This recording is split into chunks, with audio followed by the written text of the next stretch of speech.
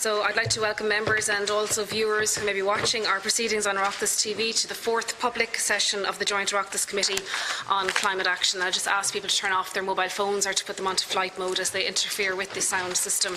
I'd like to extend a warm welcome on behalf of the committee to Mr Michael Manley, Assistant Secretary and Mr Robert Deegan, Principal Officer from the Department of Communications, Climate Action and Environment, Mr Declan Daly, Superhomes Programme Manager, and Mr David Flannery, Superhomes Customer Manager from the Tipperary Energy Agency. I'd also like to welcome Mr Jim Gannon, Chief Executive Officer, and Ms Orla Coyle from the SEAI, and Mr Tom Parlin, Director General, and Mr James Benson, Housing Executive from the Construction Industry Federation. I wish to advise witnesses that by virtue of Section 17(2)(l) of the Defamation Act 2009, witnesses are protected by absolute privilege in respect of their evidence to this committee. If you're directed by the committee to cease giving evidence in relation to a particular matter and you continue to do so, you're entitled thereafter only to a qualified privilege in respect of your evidence. You're directed that only evidence connected with the subject matter of these proceedings is to be given, and you're asked to respect the parliamentary practice to the effect that where possible you should not criticise or make charges against any person, persons or entity by name or in such a way as to make him, her or it identifiable. Finally, members are reminded of the long-standing ruling of the Chair to the effect that members should not comment on or criticise or make charges against a person outside the House or an official by name or in such a way as to make him or her identifiable. I now call on Mr Michael Manley to make your opening statement. Thank you very much, Chair. And good afternoon, Chair and members, and thank you for having us here this afternoon. And I'm joined by Robert Deegan, as the Chair has said, who's Principal Officer in the Department's Energy Efficiency and Affordability Division. Very briefly, energy efficiency has long been a part of Irish energy policy. It's deemed to be the first fuel. Energy efficiency measures are the most cost-effective measures for reducing emissions. The building sector accounts for approximately 24% of Ireland's total energy usage and about 10% of our overall greenhouse gas emissions. And for this reason, it's very much centre stage in the all-of-government climate action plan. Today, the central plank of efforts to drive demand for energy efficiency upgrades have been the schemes funded by the Government and administered by the Sustainable Energy Authority of Ireland. And these include, in the main, free upgrades for households in energy poverty, fixed grants for a defined list of energy efficiency measures amounting to about 30% of the cost, and a pilot scheme offering 50% grants if we want to upgrade to an A3 deep retrofit. The total funding for the schemes this year is 219 million. Overall, the vote funding for energy in the Department's vote has gone from about 50 million in 2015 to 140 million in 2019. Since 2000, over 400,000 homes have received direct support under these schemes, by and large for the lower intensity measures rather than the deep retrofit. Despite this investment, over 80% of homes still have a building rating of C or lower, and compared with other EU countries, our homes use 70% more energy and emit nearly 60% more emissions. The Government has accepted in the All-Government Climate Action Plan the need to redouble efforts and to improve the efficiency of homes, and this is central to the plan. The plan provides for a step up in ambition. Indeed, it's not just a step up, it's almost a new staircase. It sets out for the first time 2030 targets to reduce greenhouse gas emissions and also put Ireland on the right trajectory for net zero carbon emissions by 2050. It sets out new governance arrangements that will be put in place to provide effective oversight and implementation of the plan, and very much aligns with the recommendations from the Oireachtas and from the Citizens' Assembly. In terms of targets for retrofitting homes, its climate plan identified a target upgrading 500,000 homes to a building energy rating of B2 or cost optimal equivalent by 2030, as well as the installation of 400,000 heat pumps to replace older heating systems. This is an enormous step up and a real challenge. The plan identifies a range of actions that will drive the achievement of the retrofit target. A central commitment in that regard is the development of a new retrofitting delivery model, which will group retrofits together to achieve economies of scale, leverage private finance and ensure easy payback methods.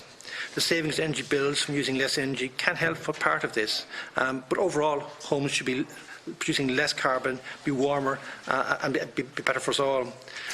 Other measures include reviewing and redesigning of the grant schemes to ensure alignment with government objectives and value for money, the introduction of improvements to the bearer certificate, all buildings with a major renovation of greater than 25% to be brought to B2 or cost optimal equivalent, the development of interactive tools and reports for homeowners to identify the impact of energy efficiency upgrades, the development and strengthening of supply chain and training, and strengthening the regulatory and fiscal measures. Achieving the target will be supported by Project Ireland 2040 with a financial allocation of €3.7 billion to 2027.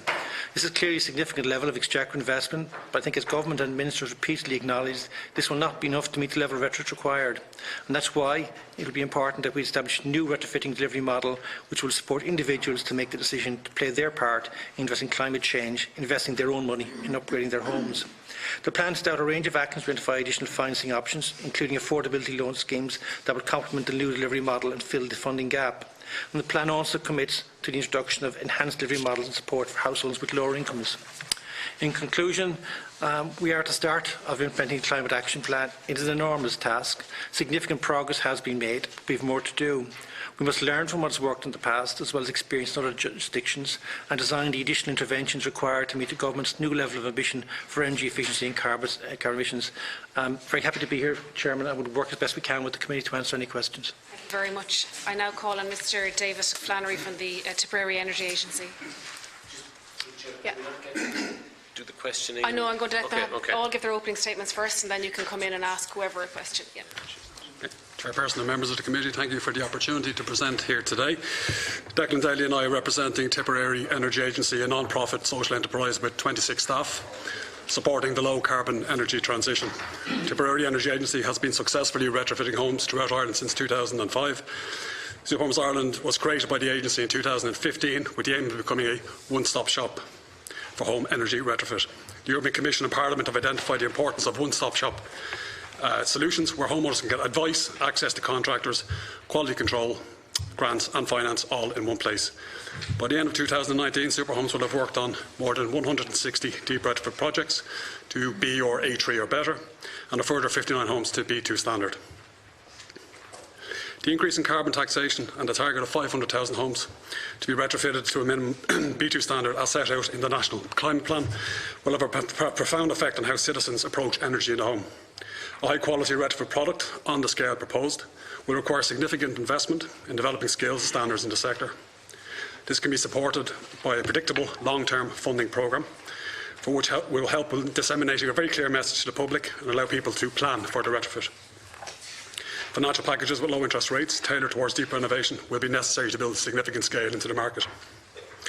Addressing shortage of skills in the sector, not only does deep renovation improve the long-term health of occupants, decrease energy costs and reduce carbon emissions, it produces high-quality job opportunities.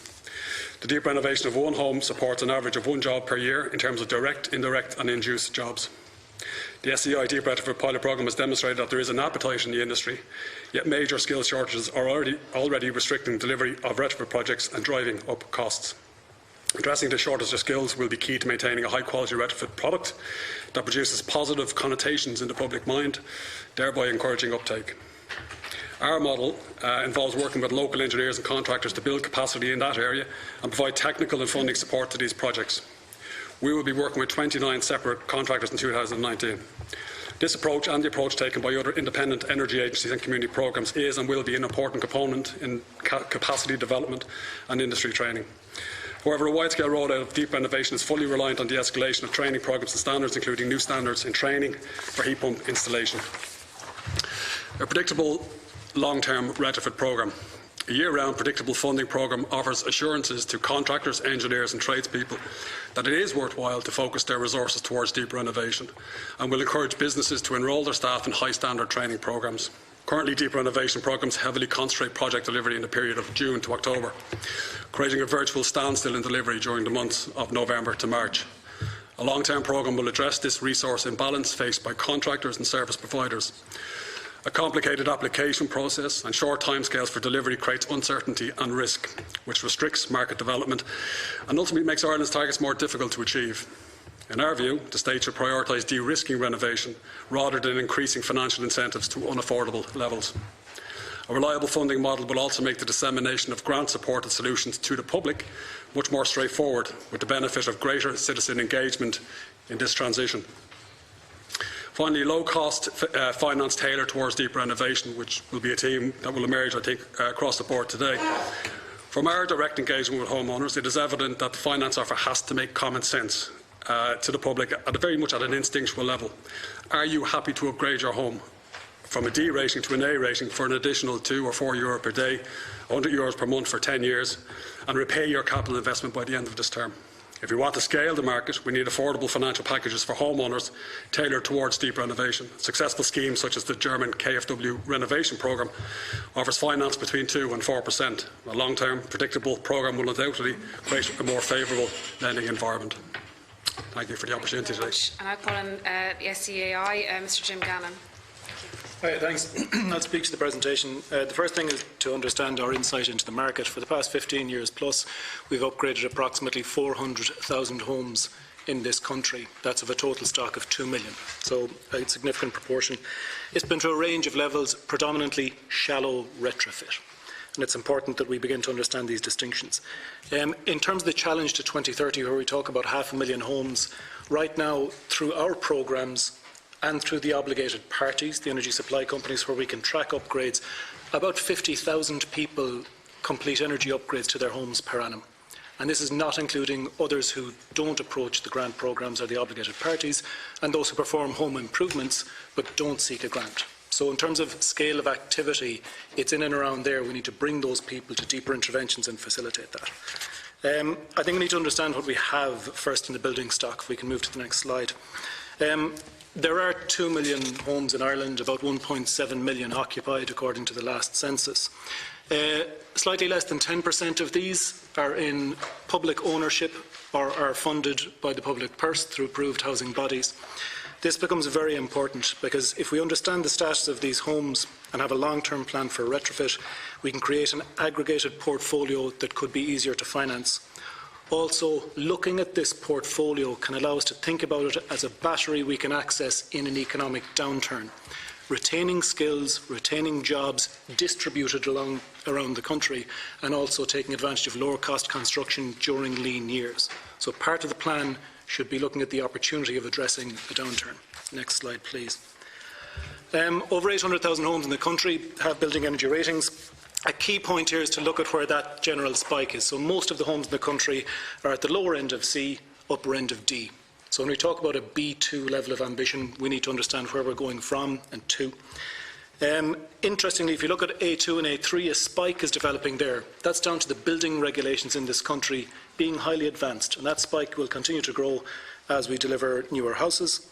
I think finally the drop from D to E, from the yellow to the orange, is largely there because of the retrofit that we have achieved in the country, which attacks generally that basket there. So we can see the impact of measures we're taking already. In terms of performance to 2030, our deep retrofit programme seeks to examine the technical, financial and supply chain challenges to getting our housing stock to where it needs to be by 2050. It also looks at houses that are quite poorly performing. So we're looking at a change from F up to A. If we consider where the average housing stock is in Ireland, somewhere between C and D, and what the ambition in the Climate Action Plan is to B2, it is a different size of step we're talking about. So it has different technical and different financial asks. And this is something that's very important for all of us in the climate space to understand and to communicate consistently to people. So we're not asking people to always put 50,000 or 70,000 into their home. What we're asking is something different. We need to be clear about this and rational in our economic planning around it as well. Interestingly, for deep retrofit, we've upgraded to deep retrofit a home for €20,000. We've also upgraded a home for €125,000 because there's no typical Irish home and there's no typical performance. But the average, in fact, is slightly lower than €50,000, just to give perspective. Next slide, please. In terms of aggregation and finance models, one-stop shop is the holy grail. What is absolutely factually correct is that there are a range of species of one-stop model with different funding, different financing propositions to the consumer, different back-end funding, whether it's a national bank, whether it's European Investment Bank, whether it's alternative investment funds, and different people who catalyse that activity. So in certain countries, it's a combination of Danfoss and Velux, pure private sector people bring it to the market. In different countries, such as Ireland, there's a mixture of private sector and not-for-profits bringing something to the market. And in other countries, it is purely delivered by a national or regional local authorities, as we would traditionally understand them. What I think is important here is that there is no silver bullet that we can pluck off a shelf and say, that is what we need to do. We need to think about this carefully, the risks involved, how we communicate to people in such a way that they want to do it, and then how we create the supply chain and the financial ease that they can execute it in. I don't want to underplay the role of skills in the supply chain. TEA has already said that skills shortages are a key element that are stifling delivery of homes right now in the marketplace, and separately it is driving up costs. So we need volume to drive down costs, and we also need more skills in the market to ease that delivery and to get more volume through the pipeline. So we've been working with the Department of Housing, Planning, Local Government, with the NSAI, Wexford, Waterford Education and Training Board, and supporting others indirectly to make sure that those skills are provided. But it is a challenge for us, and if we face into an economic downturn, what will be needed is that skill set that we can then access with this volume to come through. That's the final key point I wanted to make. Happy to take questions. Thank you. Thank you. And I now call on Mr. Tom Parlin. Thanks very much, Cathaoirleach, and to the committee members. Thanks for the opportunity of coming in here. The Climate Action Plan places a huge responsibility on the construction industry to deliver the 500,000 retrofits that we're talking about in our existing housing stock. And our message here today is very simple. We're saying that the industry will step up. We will expand our capacity, we'll invest in the required technology, and we'll develop the worker skills and the competencies in this area. There's a but, of course. It will only be with the collaborative engagement with successive governments over the next decade. Maybe yourself as Minister, Deputy, in some future time. But it's obviously a long-term plan. So I think we're currently front and centre in the delivery of the Government Rebuilding Ireland strategy, in building the social housing commitments, in the 116 billion National Development Programme, in building out the FDI, massive investment that's here, and in Project 2040. And we're stepping up to deliver these ambitious strategies currently, and we'll also do so under the Climate Action Plan. However, I think it's important to warn the committee that delivering the Climate Action Plan, in addition to these strategies, will require innovative programmes to help industry develop its capacity to deliver the deep retrofit programme. Certainty in terms of an implementation strategy and grant availability is essential, so that hundreds of SME construction companies that will eventually deliver the retrofit programme will make the significant upfront investment required.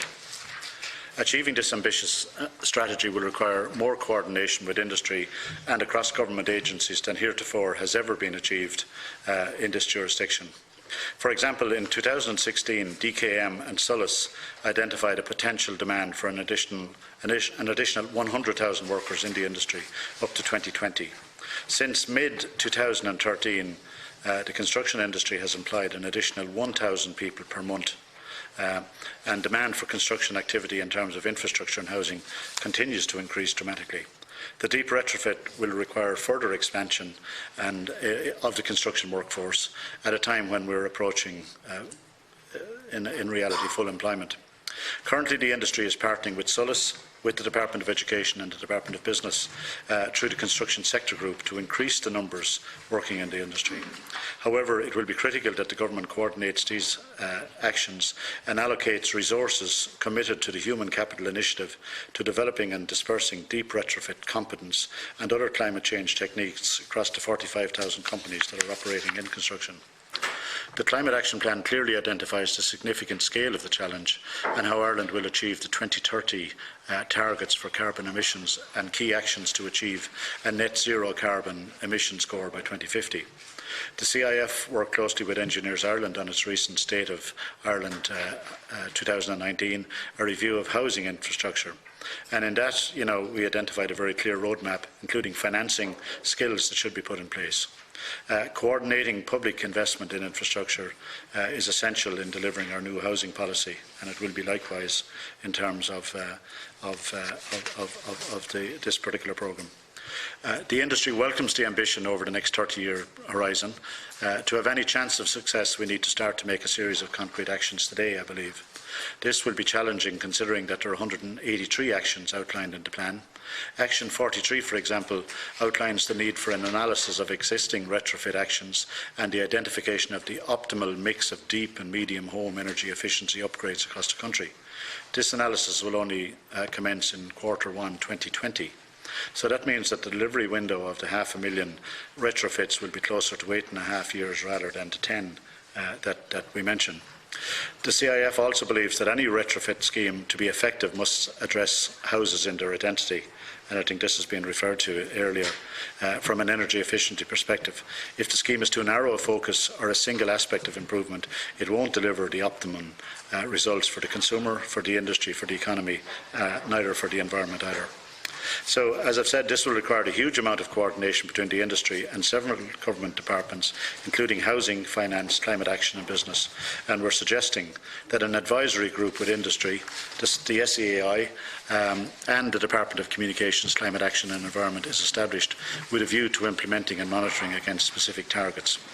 I can't stress enough how important giving certainty is to construction companies, so that they know there's a pipeline of work ahead and that it will encourage them to make the funding that's necessary in terms of upskilling and so on. In terms of developing the required certainty, it's worth noting that the existing pilot programme for deep retrofit is due to expire this year. Ensuring that the SAI is fully resourced to process applications for the current pilot programme is a necessary confidence measure. Industry responded when the pilot programme was announced, with many investing in their capacities to deliver retrofit activity. The recent example of the home renovation incentive shows how effective these sorts of measures can be for both the industry, government and the citizen. The Irish homeowners spend over 2.471 thousand million, that's 2.74 billion, in carrying out total repairs and upgrades on 147,349 homes. So if the incentive is there, certainly the capacity of the industry to respond is there as well. So it shows that with the correct alignment that this can all happen. The retrofit scheme has the potential to underpin our efforts to build a stable and sustainable construction industry. The stream of work that's included in the NDP and Project 2040 can be used to give comfort to young people and their parents that there is a viable long-term career in construction. The government with industry should also examine the potential opportunities for the development of apprenticeships in areas such as deep retrofit, and the message that there are stable and sustainable careers arising in the industry should be communicated to young people. Secondly, and finally, the retrofit scheme should help resolve a major threat to our economic and societal well-being. That's the growing divide that is there between Dublin and the other regions. And I know yesterday I heard the Taoiseach saying about the concern over a hard Brexit, talking about 50 to 60,000 job losses. There's certainly scope within the retrofit scheme to provide significant bundles of work for regional construction companies. And these companies are dispersed throughout the country and across every community in the country.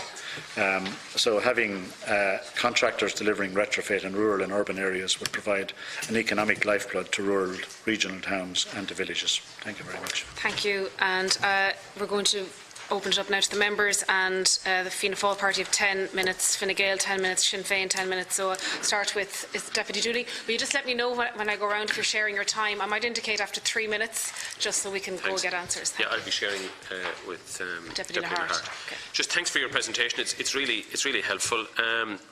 You know, from our perspective, we fully appreciate that if we're going to have are going to make a meaningful impact on our carbon emissions, we have to deal with the heating sector and home heating in particular, so of which what you talk about today is really relevant. Just first to Mr Manley and the department, the retrofit programme that's there at the moment, my understanding is that a lot of it is concentrated between May and October. That has an impact on the skill sets in terms of people who would want to do this on a year-round basis. The activity is only in a relatively short period of time, so they just can't concentrate on that work alone. Just on that pilot deep retrofit programme, could you tell us what's the long-term proposal now? Is that going to become a national full programme, or is the pilot project ended? Are you taking applications this year, or has it come to an end?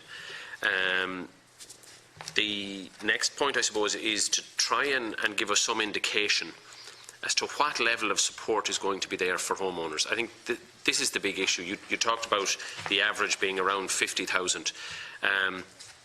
When you talk to people, as we do on the ground, constituents, they glaze over when you talk about 50,000 or 40,000 or 30,000 even. Because many people who are in homes that they may have come to the end of their mortgage or be coming to the end of their mortgage, so it's an older home, their life has changed, the kids in college, there isn't another pot of 30 to 50,000 there to spend on this kind of programme. So it's not that people don't want to do it, but I certainly get the sense that people, in general terms, can't and won't be able to afford it. So when you talk about green finance, it's going to require a significant backing of the state. Many people's creditworthiness has been challenged through the past 10 years, and if it's the same rules applied to normal drawdown on finance or normal sourcing of loans, there'll be a lot of rejections. So talk to us a little bit about ideas that you have there, because I think what we're really trying to do here is to encourage the people who are in these homes to do the work and to buy into the programme. So I think that's why we've got to be helpful in guiding them early along the way. I'll just leave it at that. You're 3 minutes into your time. Mr. Manley, do you want to start with that? Yes, best I can. In terms of the finance, it's something which we're starting on. The first action is Action 48 in the plan, and Action 54, which provides setting up task forces to look at how we design models of financing. And that's obviously going to have to involve a grant level support. It's going to involve a level of very low cost financing. And we have EIB bringing to the market very low financing options. Now, how can we channel that right through the retail system and get it through a distribution system?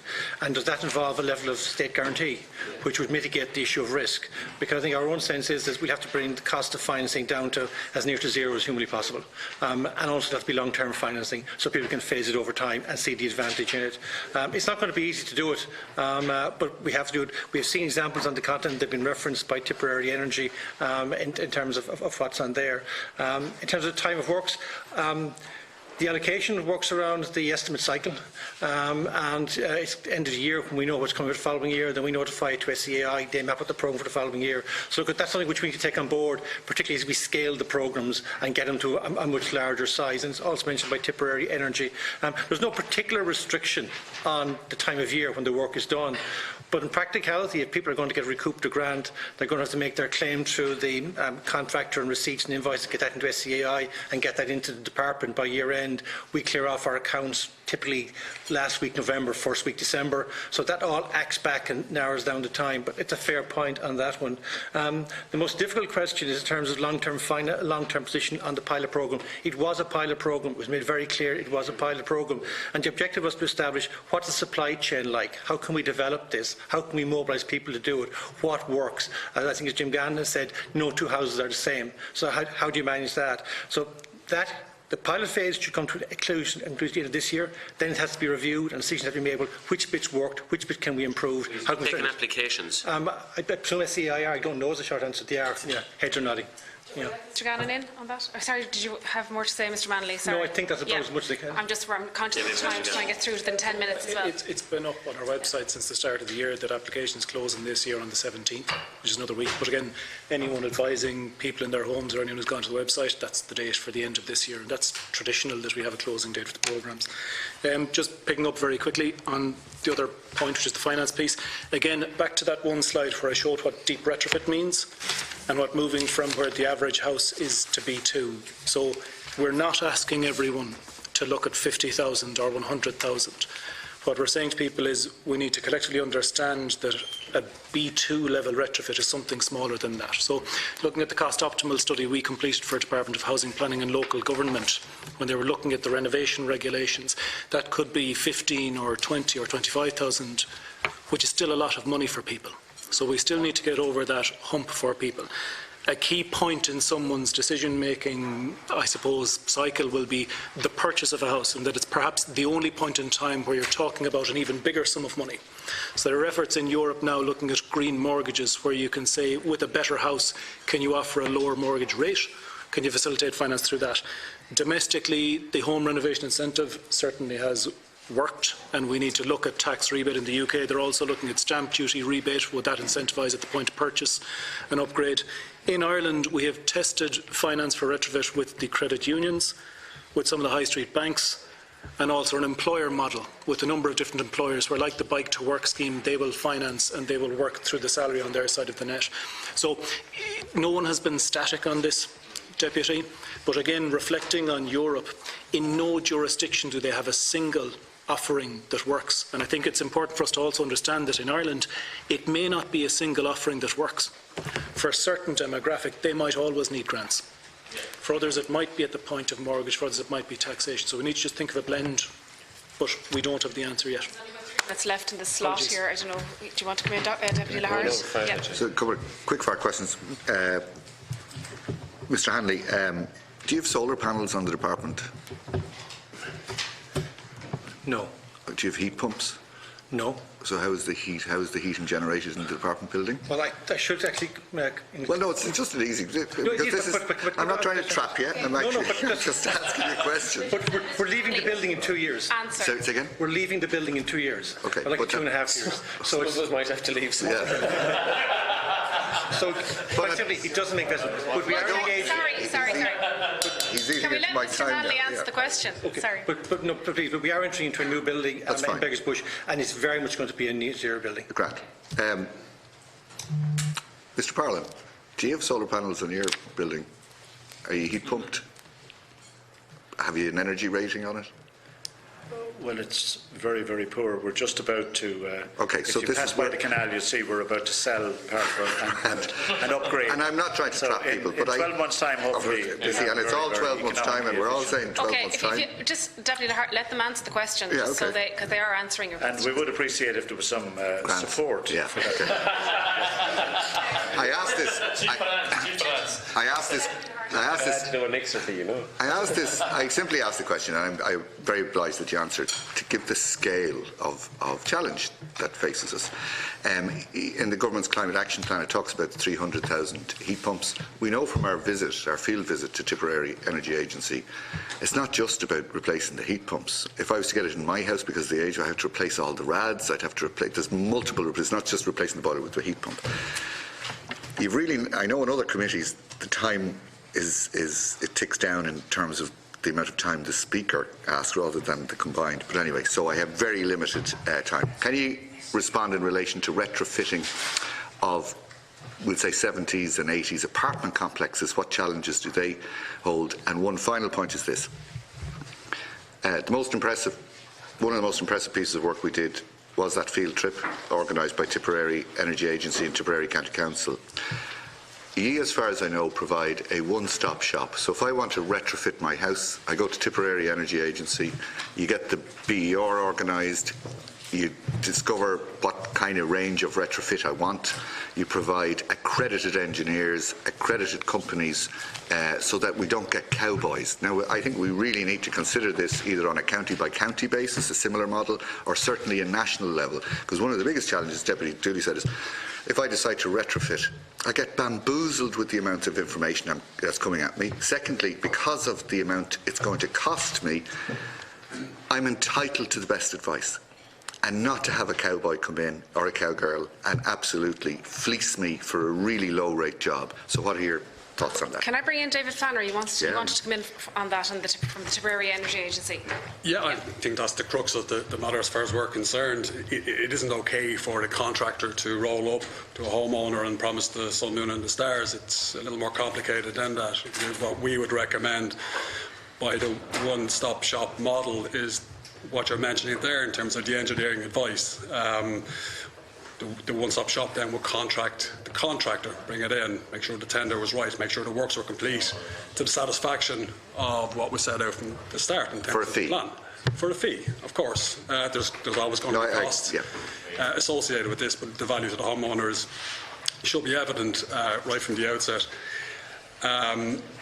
In terms of the costings brought up earlier, 50,000 is probably an average that we would see, but there is no one particular house. There's a multitude of houses, and that may go from 30,000 to 70,000 or even further still. That is an eye-watering sum for anyone to consider.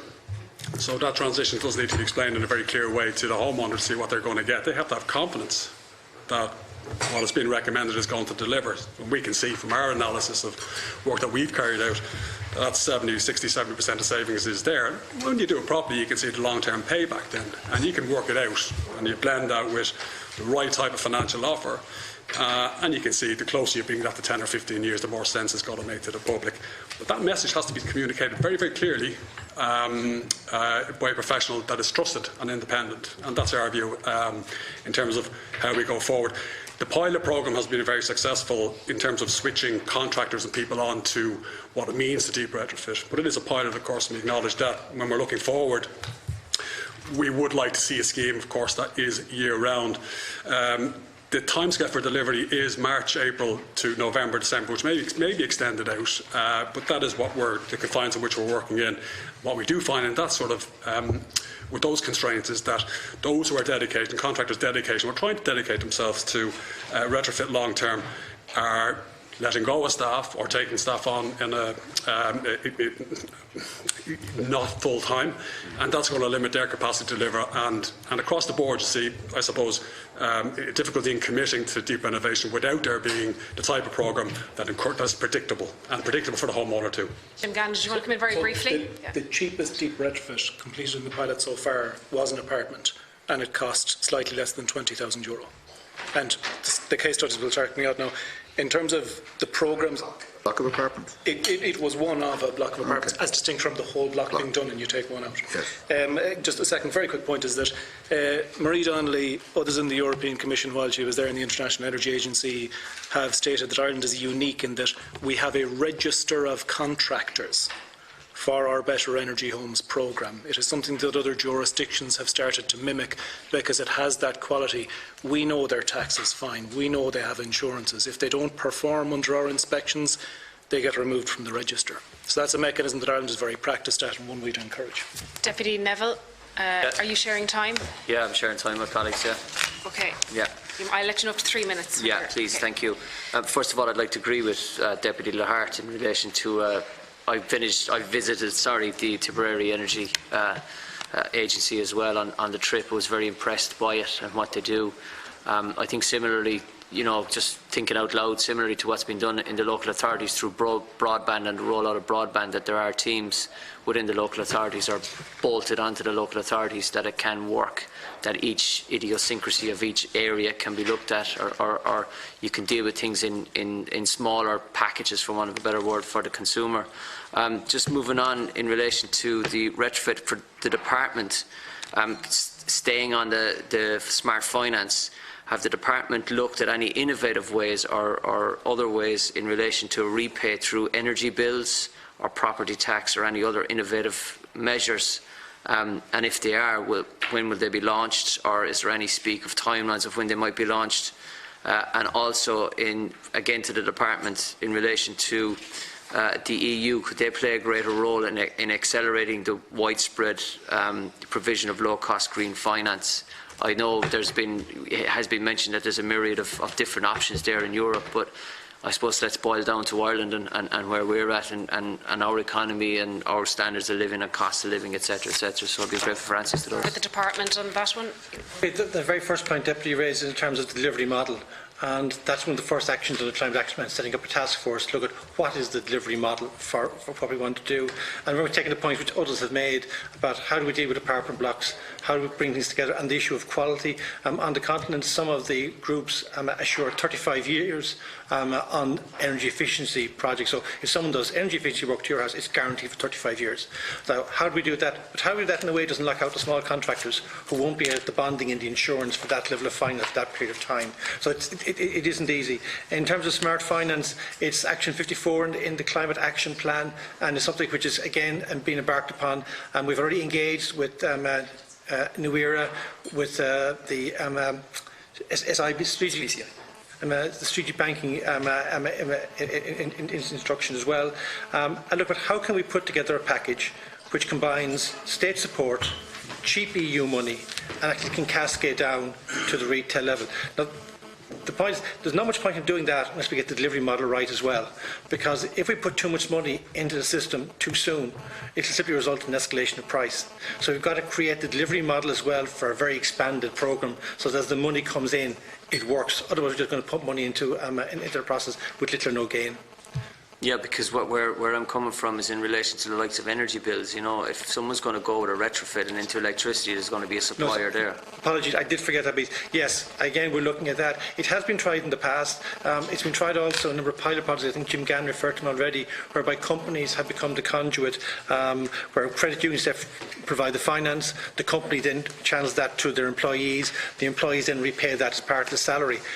The challenge with that is that that's kind of fine when the money is relatively small. So kind of if I borrow only a few thousand and I walk out in the company, it can be absorbed within the system. That be done directly with a homeowner. We'll say the homeowner is a relationship between, we'll say for want of a better word, a utility company, the homeowner and the credit union. That over the period of the bill, it's going to balance itself out and actually become into profit for the homeowner. And at the risk of sounding it's an action, the climate action plan, yes, it is part of the modelling to be done in the climate action plan to create a process whereby homeowners through their energy companies can do it. And actually we saw the rollout, I think it was on Monday this week, in the farming sector, where SSE are doing a deal with Glanbia, whereby with farmers they're funding the putting in of solar, which then can be spilled back into the system. So yeah, that kind of tie-up is very much part of the future. But I can't say it'll be effective in 6 months or 12 months. Okay, right, thank you.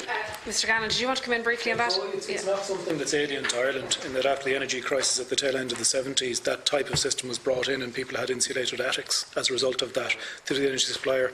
If you look at the sale of appliances to people who consumed electricity at a point in time in the past, that type of system exists in a couple of different countries right now, and one or two of the links at the back of this will send you in the direction. They're testing that again. In Ireland, there wasn't an appetite, and people didn't think it was deliverable in 2013, 2014, because access to back-end finance, they didn't feel they could get the finance cheaply enough, and also those energy suppliers, it's a 1% and 2% margin business. So at that point in time, it would have been hard for them to do it, but it is definitely an option that works in other jurisdictions and one that will form part of what's considered. Has to be considered. Senator Lombard, do you want to share? Thank you, Chair. Could I ask about the actual skill gap and the issue we have at the moment? The skill gap, we're looking at a scenario that we're proposing to build up to 20,000 new houses every year going forward. The government's target by 2030 is to have 500,000 houses or units retrofitted by 2030. And the actual skill gap that's actually in the market at the moment, tradesmen, with the ability to deliver these projects on time. Could I ask the CIF about how they believe this skill gap could be actually bridged?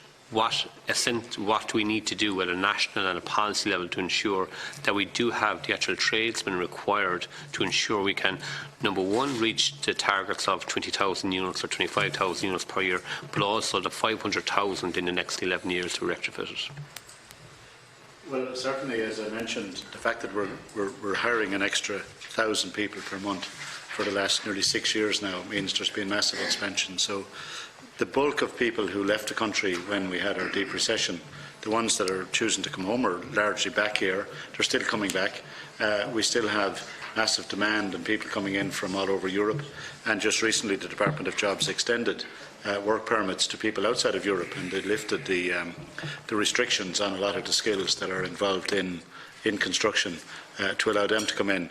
But I think, and it's not an immediate solution, I think the challenge we have now is to go into the schools, and that's what we're planning, and we're doing, ourselves, but we're planning to up that campaign through the construction sector group with the support of the Department of Education and the industry as well, a 50-50 funded scheme to encourage young people to consider construction again as a sustainable career. Part of the reason that they didn't do was because, it's still soared in their minds that people that had gone to, even not finished their apprentices, just lost their jobs overnight and were forced to emigrate and so on. So, if we have the certainty that I mentioned earlier, that there's going to be a lengthy retrofit scheme, that the capital programme is going to continue, and clearly the economy has to stay solid and sound as well, that construction will be a career for the future and a long-term career.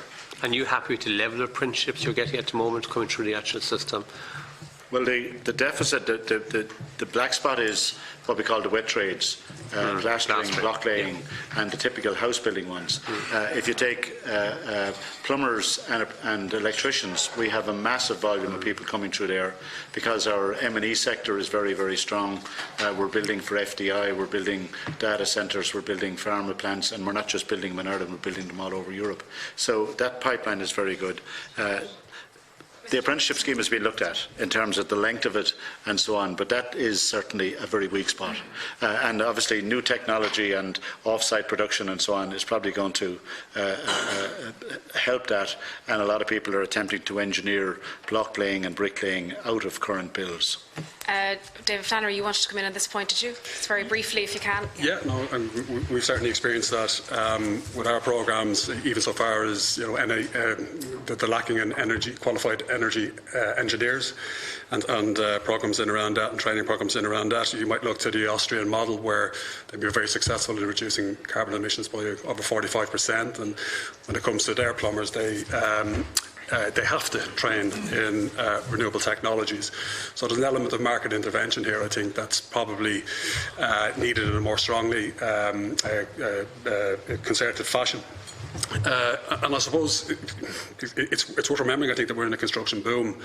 We're also at a stage where there's a declared climate emergency, and with carbon tax signals and the price of fuel is likely to increase down the line, I think, that diversion, I think, from that question of whether I put on a sunroom or whether I convert my attic, the signals are, and the signposts are strongly suggesting that we now start investing in a home retrofit.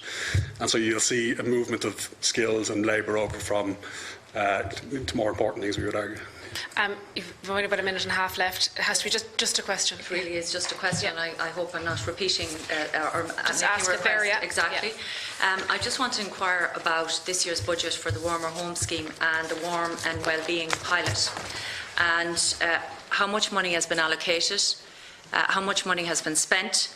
And I'm asking basically on account of complaints I received in both April and June of delays being experienced by the contractors who had carried out work in having the work audited. It was taking up to 13 weeks.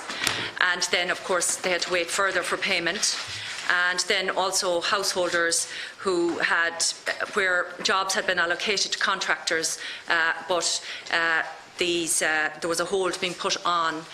This has been communicated, as I understand, from the SAI, that a hold was to be put on the completion of these jobs. So basically, the issue arising was you had contractors who had built up capacity to deliver the work at the request of SAI, and they were having to let people go and put in a very tight cash flow situation. And you have householders who we are rightly encouraging to avail of these schemes, not knowing where they stood. And I just like specifics. I think you're very clear there, yeah, Mr. Manley. No, I'll ask Robert to just talk in detail of the schemes, but in general say this is a success. I mean, the growth in the demand on those schemes has been much more than we could have anticipated. People have engaged, and it's a positive thing, and it feeds well into going forward. In terms of financing for the year, every year about this time we do a mid-year review of what's working, what's not working. These things mostly come out of the C4 subhead of the department. There are 14 different programmes underneath that. Some will go quicker, some will go slower. So we'll be rejigging that to make sure there is sufficient funding in those programmes for this year. But as of what we spent so far, Robert, maybe you might take us through that. But there's about, in terms of the funding that's been allocated, it's about half of what is for the full year allocation. So it's about 24 million is the full year allocation, but approximately 15 has been spent so far, so there's still money in the pot. But as Michael said, there's going to be a bit of rejigging done just to make sure that the full year, any work that's been allocated will have the required capital. These complaints, like if the budget isn't spent, well then how are these delays in payment to contractors? Like, we're talking about a skills shortage, but a few contractors who've taken people on account of these schemes, and then they find that they're not getting paid even under the terms that you agree with them, that there's delays there and work has been put on hold. Can you? Well, the work that is done within this year in line with the allocations will be paid for. Okay, I'm going to move on. Mr. Gannon, because it's SAI that's very briefly, Mr. Gannon, sorry. Quite happy to know that question hadn't been asked earlier on today. We communicate with the supply chain all the time because those contractors are ours. They're on our panel. We employ them to do jobs. Payments take time. Sometimes we're to the pin of our collar this year. Interest in all our programmes is up. What has been articulated to us has been that due to uncertainty around some of the allocations, uncertainty which is now, I suppose, decreasing, there was a... Department, is it? Uncertainty with allocations as regards the department? Due to uncertainty around allocations in our communication to the contractors, they said that there was a risk that they may have to let people go. So we said we will work to clarify all of that with the department, and as articulated by Michael and Rob, there may be reallocation around C4, and options are going to be considered to ensure, as Rob has said, that allocations this year will be paid.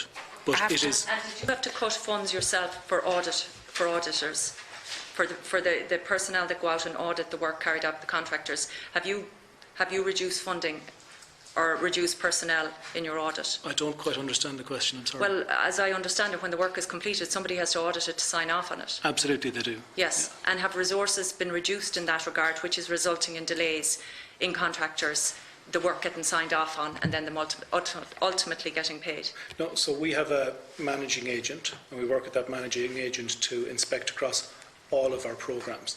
So constantly we have to balance resources as to whether they will go out and inspect under the Better Energy Homes programme, the Better Energy Communities programme, the Exceed programme, or Warmth and Wellbeing, or Warmer Homes. And again, given the upsurge in activity, all programmes we have found that there has been a delay in getting to it. So it's not a single programme. All programmes there has been a little bit of a delay. And that's because of the success of the Citizens' Assembly, this Joint Oireachtas Committee's report, and the interest that has come from people to that. There is an increased volume, so it is simply a matter of us catching up to a dramatic increase. Take EVs, for example, where there is a fourfold increase, or was in the first quarter of the year. People are just far more active on this now, so we're trying to catch up to that. Thank you. Senator Devine, I want to bring you in now. Thank you. I suppose talking about this is just purely residential retrofit. There's the shallow one and there's the deep retrofit, and I'd like the breakdown of the figures for the shallow one versus the deep retrofit, because I think people, when they hear, and rightly I think some of my colleagues had said, when they hear that it may cost 40,000, 50,000, they just shy away. And I think it's almost like breaking it down into chunks and explaining to people that shallow retrofit is the road, the journey to it. Not many people would have the entire amount to do their homes. Taking in that the most inefficient houses in this state are pre-79, and that's when the first idea of energy saving and insulation came in. But 50% of our housing stock is pre-79, and they obviously are the most expensive to retrofit. They're the deep retrofit that we're talking about. Rurally, that's 72% of homes are detached, so you're talking about large areas, and our homes are larger than the European average. We have more rooms per person. We seem to live in top luxury, but in the cold anyhow.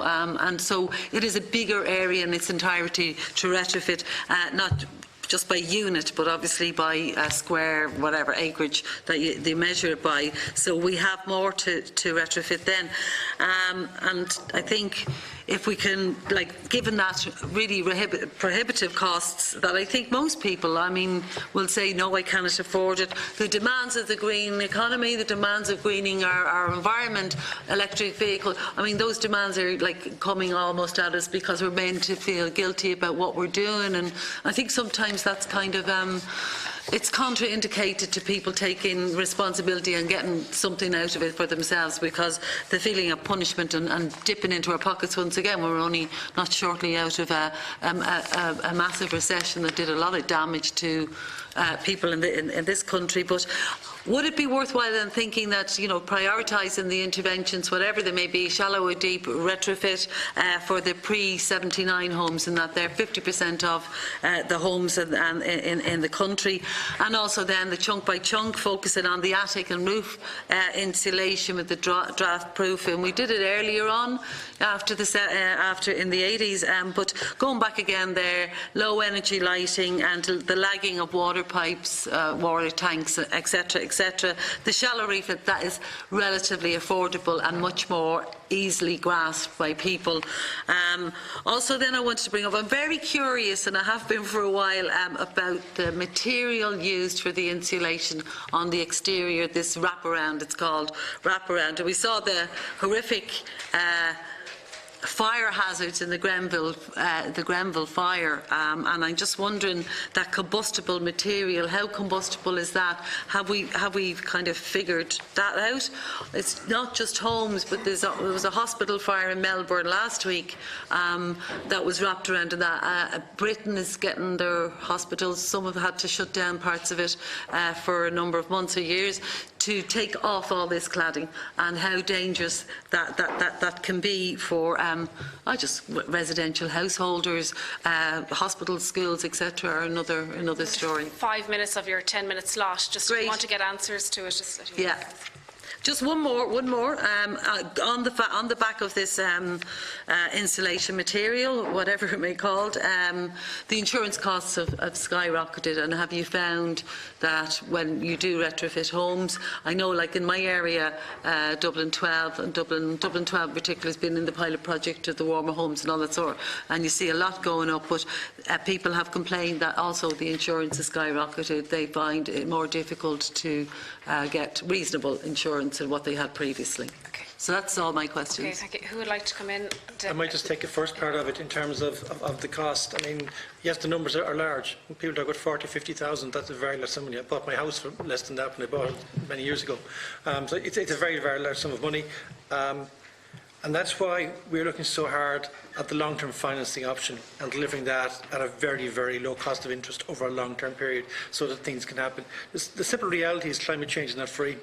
If it were, we'd have done it before. We have to make change now. We wouldn't have used petrol or diesel if it had always been cheaper to do other things. So there is an enormous amount of effort looking at the low-cost financing option and finding ways of reducing the cost of delivery. And we think that's through an area-based approach with aggregation across schemes and that. In terms of standards, just to remind people that it's the cost optimal level of performance. So it's not an absolute level of performance. It's what works in a particular building, and there's a formula work for that over a 30-year period, and the capital and current costs on that. In terms of technical issues about the fire hazard, I really have to ask Jim, maybe the others could answer that. Would you like to come in, Declan Daly? Yeah, sorry. Yes, just the figures on the shallow retrofit. I think there's about 21,000 houses was shallow retrofit last year and 250 deep retrofits. There is a current backlog of deep retrofits to be done this year. I think in the region of 150 have been approved, and there's probably about 300 to 400 that are waiting with the department and SCI waiting for approval. So the process is we can't start work until we have approval from SCI. So that 250 deep retrofit, yeah. And there's still a backlog waiting of, what, 100 or 150 or so, is it? Yeah, 250 was complete last year. So people who apply for it, the percentage that actually do it because of the cost, but the percentage that actually follow it through once they've been granted some sort of grant aid to it, but they have to add to it, I think 60% or 65% in some instances. Deep retrofit is up to 50% funded for the energy improvement works, but they also do renovating their kitchens, or they might build an extension, so there is further investment by the homeowner at the same time. The grant is just energy improvement works, it's not aesthetics or extensions or new builds. But it's still proving quite expensive. Yes, there is a backlog. It is expensive. There is €50,000 to do a deep retrofit. It is a pilot scheme, and there's only so much being approved finance towards that pilot. But there is a backlog there of houses ready to go, but the finance isn't ready there for them. On the materials, any project we use in our schemes are NSCI approved. So all the contractors, everything has to be certified. So we only use certified material. So any of the wraparound external insulation, it is made from usually EPS, there's wood fibre, and there is solutions for stone and breathable solutions. So if you retrofit a stone or a brick, it has to be a breathable solution you put on your retrofit.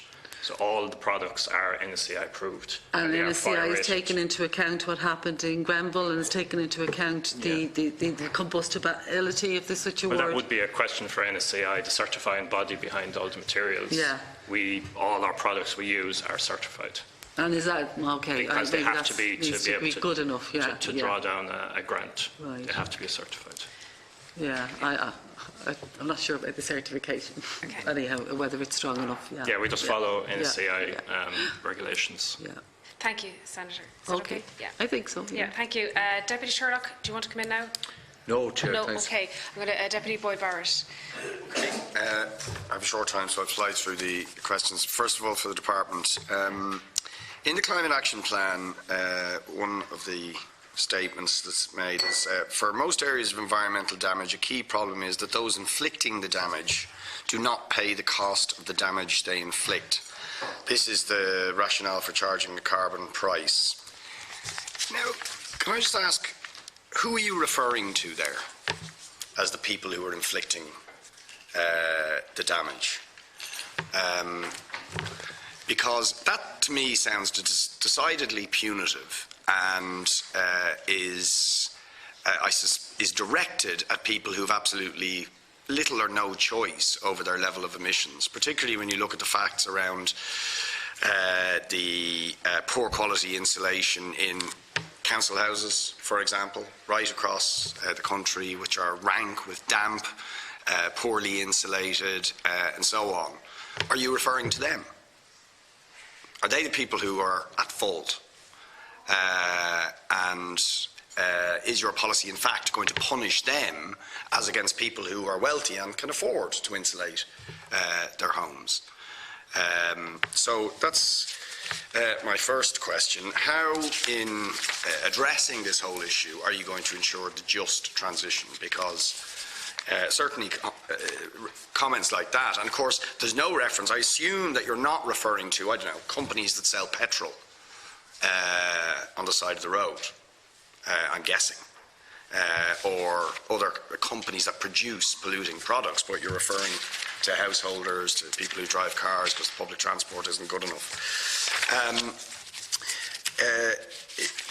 For the SEAI, can I just ask about are you concerned that people who can apply for the Better Energy Warmer Homes scheme and the Warmth and Wellbeing pilot schemes, you know, where you can get support for retrofit, is limited to those who are on fuel allowance, and that people who are just over the eligibility criteria can't avail of those schemes? The government have clearly set their face against raising the eligibility criteria. What do you think of that? Because certainly I know in my experience, and I literally meet them every week, elderly people, people with particular disabilities or whatever, coming up and saying, I'd like to retrofit my home, but my income is just over the threshold, and I can't benefit from those schemes, and the costs of the other schemes are just punitive for them. For those who are over the eligibility criteria, you know, the costs generally are just punitive. And don't you think we need something very considerably more radical in that regard? I mean, one of the things I would suggest, I don't know if it's been discussed and if it's been discussed earlier, is if we had, I don't know, the ESB or the state in some shape or form giving people the upfront grants, paying for the upfront, but that the difference between their current bills and the reduction that would result from the retrofitting, if that was the basis of any repayments of grants, right? So in other words, they never paid more as a result of getting a loan, but it was still repaid because it's only the difference. Right, so, yeah, can I bring the department in first on those issues? Very briefly, Deputy, I mean, your first question, I mean, what your point of it is probably long-term externalities, whereby, you know, in terms of the costs I impose if I drive a car with diesel and the cost I actually pay for the diesel are not the same. And that applies to all of us when we do something that imposes a cost on others that we don't pay for ourselves. It's not to demonise anyone. It's just recognising that sometimes the person making the decision is not the person who bears the cost. And that is something which is looked at. In terms of the second point, in terms of the criteria, yes, there's a finite sum of money available for most of the schemes which we fund and SEI operate, and that criteria seeks to prioritise a group of people in that space. If you expand the people who are eligible, you expand the financial demand. How is that to be financed? But yeah, fully recognise if there's a cut-off point and someone just a tiny little piece over that cut-off point, it can seem very inequitable and very unfair. But it's where it's at. And on your final question in terms of a state body or ESB or any of the energy companies having a role, I think we very much see see that as part of the future, whereby part of the savings a person can make, and there's a range of analysis in terms of what a saving a person can make by could be part of funding and financing the scheme. There are some people who can perfectly finance and make change themselves. And some people cannot, and we currently provide 100% finance for people who are in the most difficult circumstance. But I think what's made very clear in the Climate Action Plan is the scale of investment required right across the residential sector and the other sectors can't be a government cheque. There simply isn't enough money there to pay for it. So how do we find a balance whereby we create financing mechanisms, grant supports and other mechanisms so we get what needs to be done? Mr. Gannon, you want to come in, and then Mr. Daly. Briefly. Yeah, so the two questions to us, I think, are interrelated, to be honest. The Warmer Homes programme has qualifying criteria. If you subtract or if you add to that, there will always be people who have an ability to pay and ability not to pay. And for us, generally speaking, you have those who can't pay, who we try to address through Warmer Homes. You have those who have an ability to pay, but throughout the recession, we've probably noticed, although without empirical evidence, that those who had an ability to pay were a declining cohort. And in fact, you found that it's often referred to as the squeezed middle. You had a dearth of activity there. How that blends into the second part is that there is probably no single solution for Ireland. And if you look internationally at how different countries are approaching finance to homeowners, there will likely always be a cohort who can only be activated through a grant. Others will look towards a tax rebate. In terms of pay as you save, it is gaining traction once again in a couple of regions in America.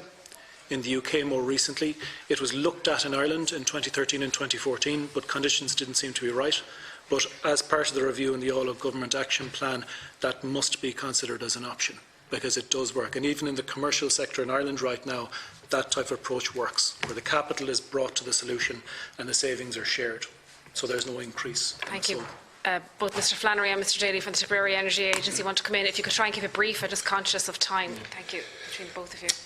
Yeah, obviously there's various stratum of income levels. I suppose one idea or one potential lies in there's 372,000 people in receipt of fuel allowance, and that's, I think, a subsidy of in around 234 million in 2019. So they're probably within that exists at least a potential or incentive for lower bills and healthier homes to redirect or to look at that payment and how to redirect that potentially to retrofitting some of these homes. For instance, as an example, we retrofitted 3 homes through the Healthy Home Scheme in Tipperary. And those 3 homes are paying 7,100 collectively in fuel through bills, through combination of oil and electric. Now, the cost of retrofitting each of those was 45,000, but as we worked it out, that was a cost neutral because the amount of fuel that was used actually paid for itself. And I suppose there's 370,000 people in this situation where there is an obvious incentive to intervene in improving the home and at a fairly neutral or low cost. Mr. Daly? Yeah, just on that point, I suppose we are technically paying people on fuel allowance to burn fossil fuels. That's what we're giving them €700 a year to do. We find when we go out to the market and retrofit those houses, these people are now putting in a renewable energy heating source, and now you're paying them to use renewable energy instead of a fossil fuel. There's also, it's not just simple payback, it's health benefits. Those people now live in a healthy house, so they won't end up in our hospitals costing the state €800 or €900 a day, because they're not dealing with respiratory illnesses or COPD.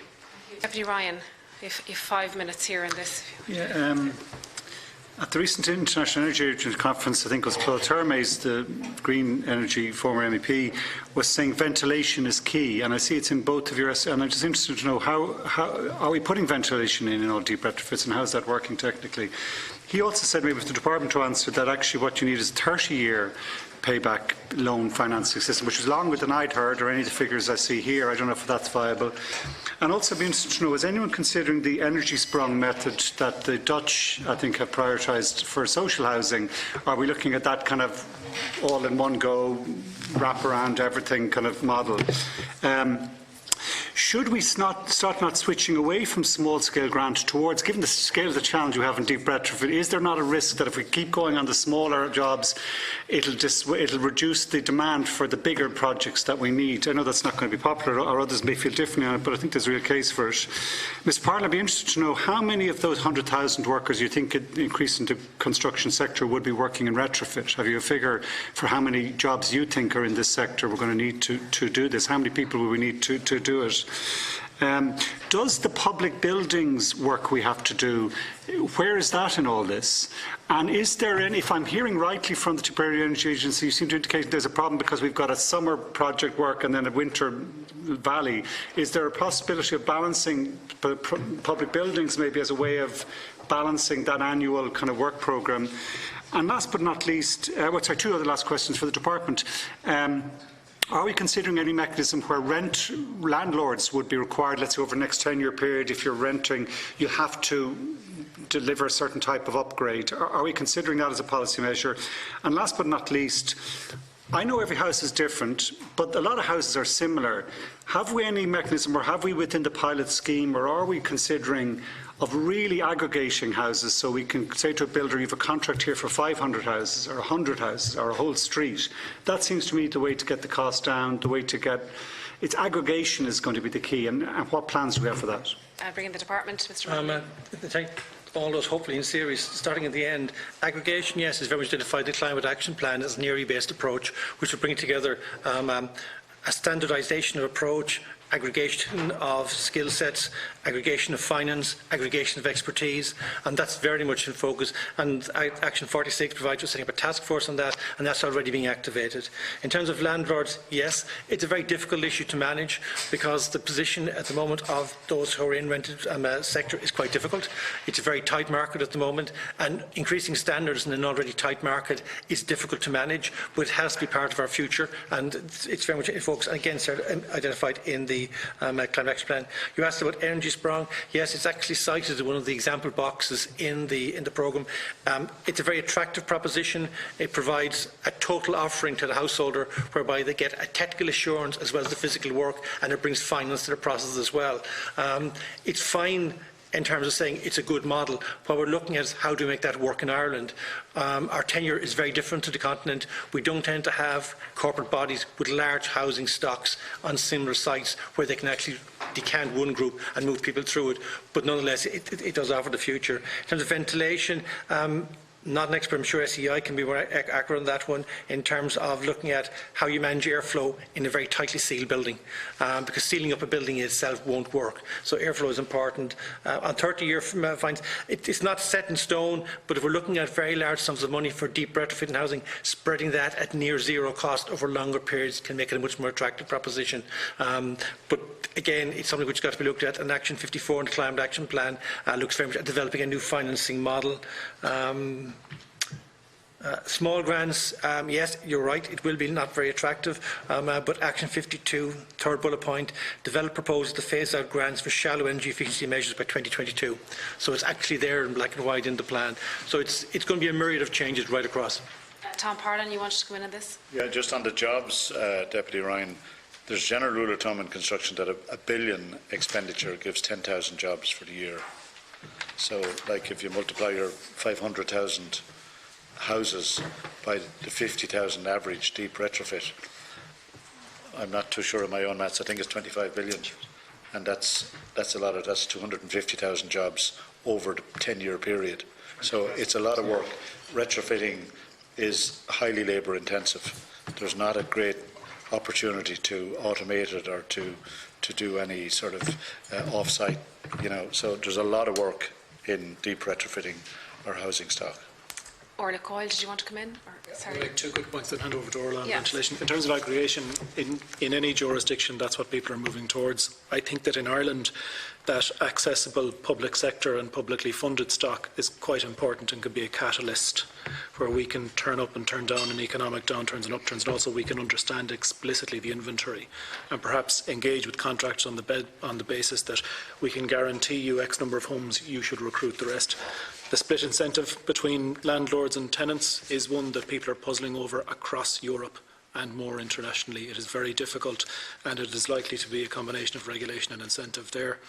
In terms of moving away from shallower grants, I think it's important that we encourage people to move to deeper and greater investment, but not through guilt. And separately, for those who just want to do what they can, we don't disincentivise them. So I think that we need to look at a blended option for different people who can afford to do different things. I'm going to hand over to Orla on ventilation, acknowledging the fact that our Warmth and Wellbeing programme looks explicitly with international health experts at the benefits for people with COPD of retrofitting the home, and that would encompass projects like the Healthy Homes project in Tipperary, let's say, and also in terms of deep retrofit, it is core to part of that, including the empirical evidence that we're generating at the back end. Yeah, really, that was what I was going to say in terms of Jim's. What Jim has said there, we've got through both our deep retrofit pilot programme and the Warmth and Wellbeing, we have a number of R&D programmes that are ongoing with a number of institutes in Ireland where they're actually monitoring the air quality within the building before the deep retrofit and after.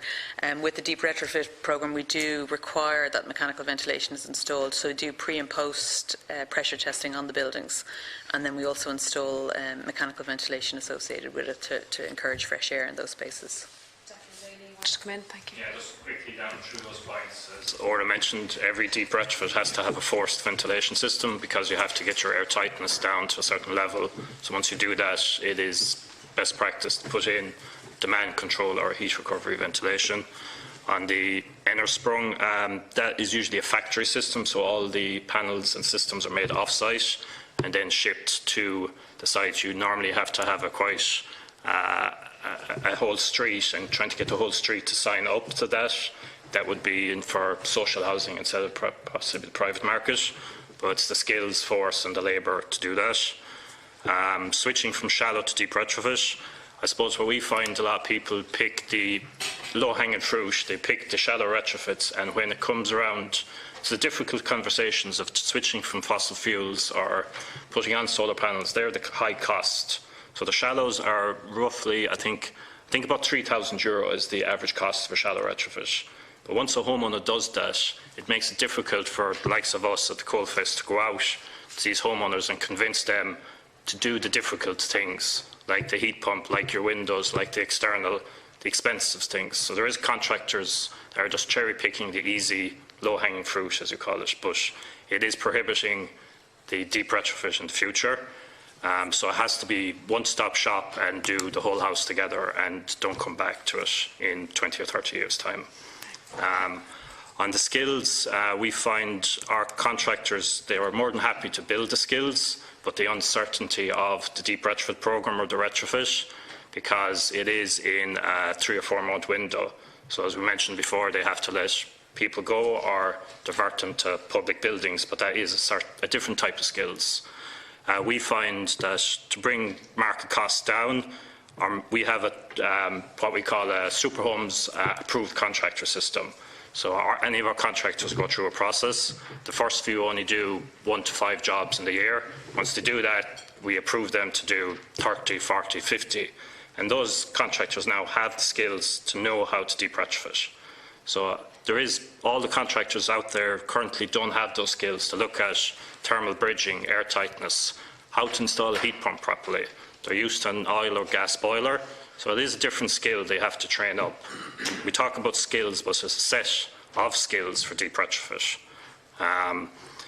And then we do the one-stop shop, like homeowners come to us and we are the point of contact for our homeowner, so we bring them through all the process, tender, we reassure them they're doing the right thing, spending the money in the right place, and we avail through SCI of those grants. And it is quite important for the ventilation is mould and dampness and COPD and a lot of these older housing stock. Thank you. Deputy Pringle. Thanks, Chairman.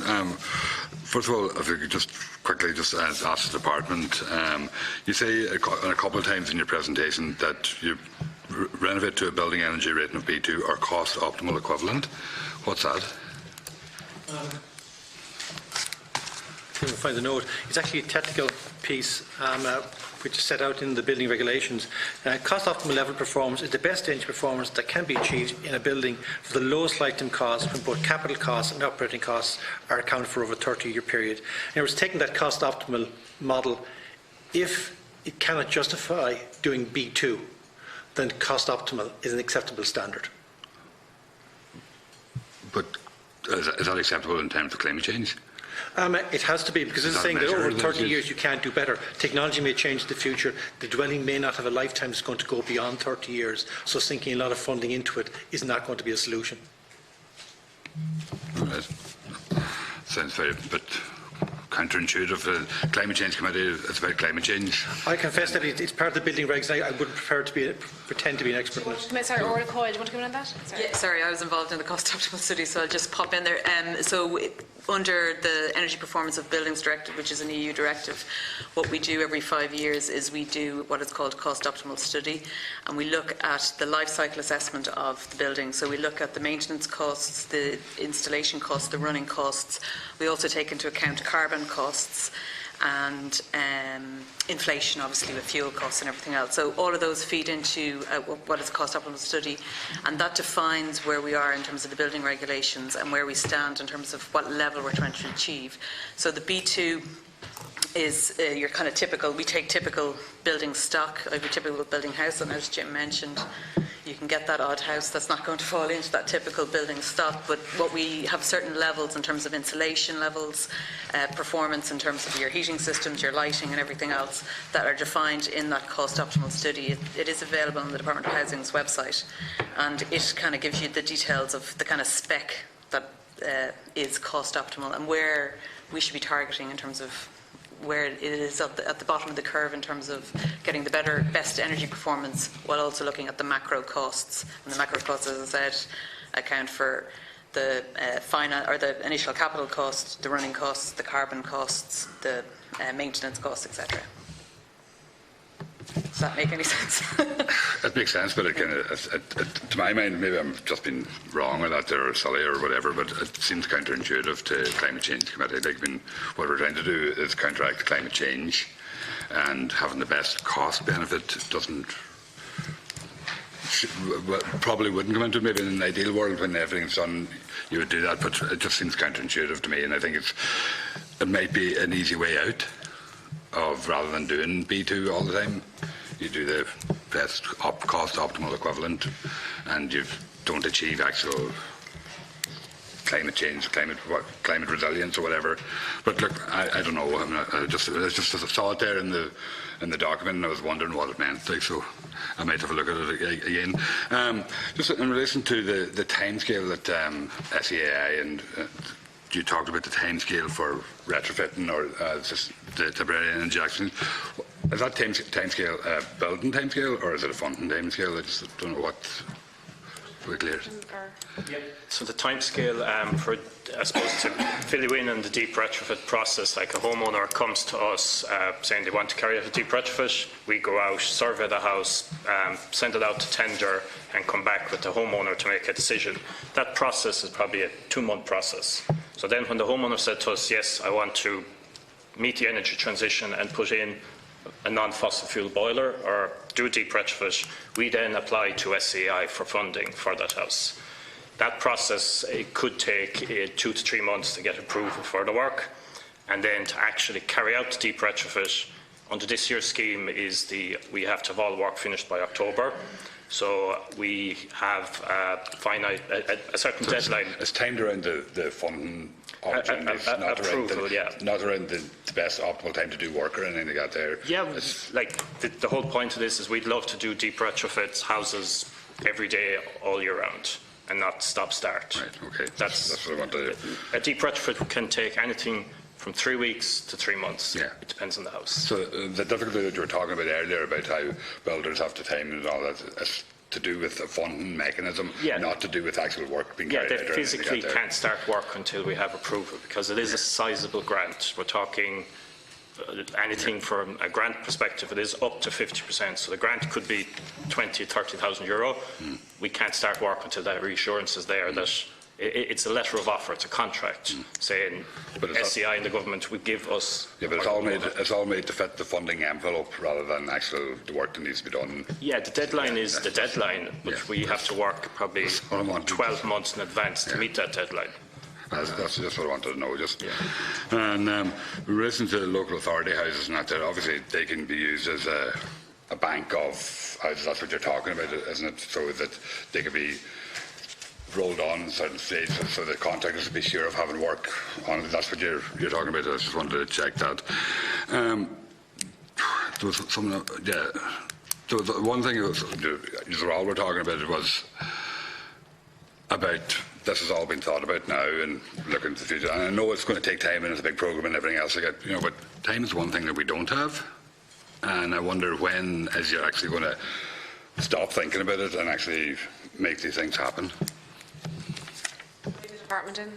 Yeah, I mean the climate action plan sets out a very kind of short time window. There are there's 188 actions, I think, in the climate action plan. There's actually 160 down to our own department when you break out the sub-actions, and there's another 128 down to agencies under the department, like Commission for Regulation, Utilities and SCAI.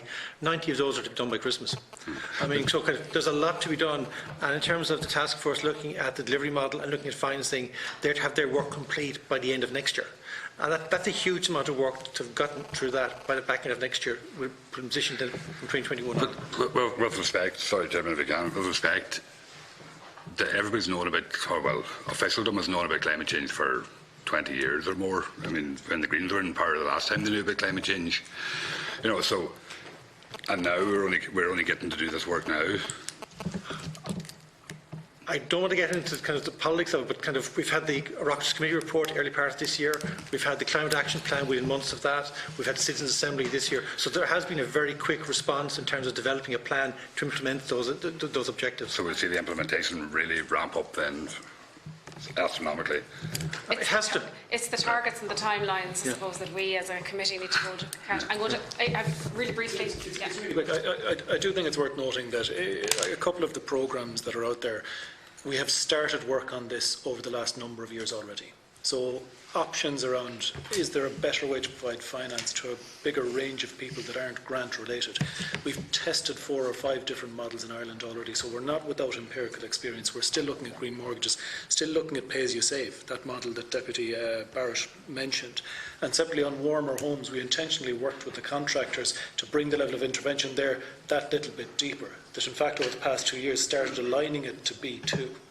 So again, you're developing that with the contractors, those competencies. So I think that it's not a standing start. The pressure is on, but in terms of ramping up, that's what we need now. So whether or not there's an expectation or perception that it's achievable or not, in the next number of months and to the time in articulating the all-government plan, we need these solutions to work. Sherlock, sorry. Deputy Sherlock, 5 minutes. Thank you, Chair. I just come back to the financing and financing and scalability. They're the 2 elements to all of this that I can see. And if we're talking about financing, if the question hasn't been asked already, if it has been asked and answered, then it has to the department in relation to, but be specific if you want. Yeah. So how do we get the banks, the credit unions, into the space where they're financing the opportunity for those people who are living in your typical 1970s bungalow, who have some savings, can benefit from the SEAI grant, and there's still a gap left in the cost of the deep retrofit or putting in a better energy solution. How do we fill that final third, if we'll call it a final third, or that piece of the pie? And that's what I haven't been able to figure out yet. The credit union movement have been saying that they want to get into this space, but the Irish League of Credit Unions have been talking about getting into this space specifically. The banks couldn't care less about this space, I imagine. But for small type loans, relatively small packages of finance, you could actually get up to a scale, I think, that could achieve a lot in terms of... Mr Flannery, he wants to come in on this, and anyone else after, So that's the first question. Do you want the answer to that first? Or? Yes, please. Yeah. Thanks. David, do you want to come in on this? Well, I'm not sure if the answer to it, but I suppose some of the mix, the blended mix there for finance is going to come. We take an example of the Picardy project in Picardy region in France, where they have 20% of project cost finance through DIB, 20% then through the regional authorities. And that sort of security then gives a much lower interest rate than to the homeowner borrower, and you might typically see their rates of between 2 and 2.5%. And at those rates, then that's a bit of a game changer. What we're seeing at the moment, and I suppose we can all identify the problem, which is slow finance that isn't tailored towards renovation, whereas at the same time you can get 0% finance on a car on the forecourt, but we're at a typical rate of 6.7 to 7.9 and so on. And of course what that does, it makes the incentive much less for anyone considering it, because to a large extent your savings are going to be swallowed up by interest payments. So I suppose it's not beyond our ken to be able to come up with a financial package. We've done it in many other sectors there successfully. So I think we could probably agree on the need for that in order to scale up to the area we need to get to. Just very quickly, at the tail end of our presentation, Deputy, in the sort of an appendix, effectively, it shows 2 or 3 examples of consumer models we've already tested, and we've good results on those. The credit unions, some of them at least, are involved in these. High street banks, that are always going to be a premium for them to develop a new product, but they realise that there is a paradigm shift coming down the line. The department already mentioned work ongoing with SBCI and New Era and others to look at an option there. The employer model has been tested successfully. It's analogous to the Bike to Work scheme. And then you have other options being used in other jurisdictions that are tax rebate or green mortgage. So I think that, again, a key thing is that no single one of these is likely to be the solution for everybody. So it's a matter of how we can package a number of these differently so that different people with different ability to pay. The question, Deputy Sherlock. Did you want to come in, Mr. Ranley? Sorry. Just say, the Barclays Bank in the UK have recently announced a green mortgage, where they'll offer a reduction on the mortgage where the building achieves certain standards. Now, they're talking about that as a precursor to something they will do then in sort of the retrofit type space, where they'll bring in a model again. Not to disparage that, but I think our big focus is in trying to create a large pool of finance at very low rates of interest that people can actually undertake to work and then pay for it either to a pay-as-you-save scheme or to a loan remuneration scheme over time, whereby the energy savings would make a significant contribution to actually paying it back. No, I appreciate that. I think there's more work to be done around the financing, but I think at least we have some empirical models that we can kind of, take from the SEAI research, if you will. Just to Tom then for a second, and to welcome you back to the house, so to speak, if it hasn't been done so already. I'm sure it has. It's the Part L regs. And it's Part L and the skill set that's needed on the retrofitting. Now, there's a finite pool of labour in Ireland available for construction at the moment. That's going to ramp up.